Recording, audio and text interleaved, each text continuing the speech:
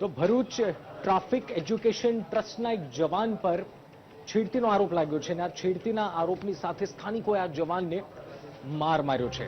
Bypass ચોકડી વિસ્તારમાં Bharuch traffic education ટ્રસ્ટના જવાને છેડતી કર્યાનો આક્ષેપ છે। પોલીસની ગાડીની આસપાસ મોટી સંખ્યામાં લોકોએ હોબાળો કર્યો। બી ડિવિઝન પોલીસે તપાસ શરૂ કરી છે। આ દ્રશ્યો આપ જુઓ, છેડતીના આક્ષેપ સાથે લોકોની ભીડ એકત્ર થઈ ગઈ અને આ જવાનને સ્થાનિકોએ માર માર્યો।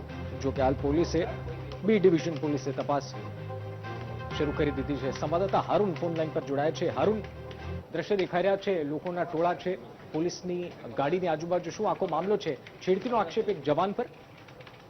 જી ચોક્કસ જણાવી દઉં કે ખૂબ જ ગંભીર જે ઘટના છે તે ભરૂચની અંદર સામે આવી છે। ભરૂચના બાયપાસ ચોકડી વિસ્તારની આ ઘટના છે, જ્યાં ભરૂચ ટ્રાફિક એજ્યુકેશન ટ્રસ્ટના જે જવાન છે તેની ઉપર એક યુવતીએ છેડતીનો આક્ષેપ કર્યો છે। છેલ્લા 3 દિવસથી આ યુવતીને છેડતી થતી હોય તે પ્રકારના આક્ષેપ સ્થાનિકોને કરવામાં આવતા સ્થાનિકોએ આ જે જવાન હતો તેને પ્રથમ તો મીઠી પાક આપી અને ત્યારબાદ પોલીસને હવાલે કર્યો છે। પોલીસ જે સમયે યુવાનને લઈ જતી હતી તે દરમિયાન મોટી સંખ્યામાં લોકો ઉમટી પડતા એક સમયે માહોલ પણ જે છે તે ગરમાયો હતો, પરંતુ હાલમાં પોલીસે જે જવાન છે તેને પોલીસ સ્ટેશન ખાતે લઈ જઈને ત્યાં આગળ તેની પૂછપરછ હાથ ધરી છે। જી બિલકુલ હારૂન, ધન્યવાદ સમગ્ર જાણકારી માટે।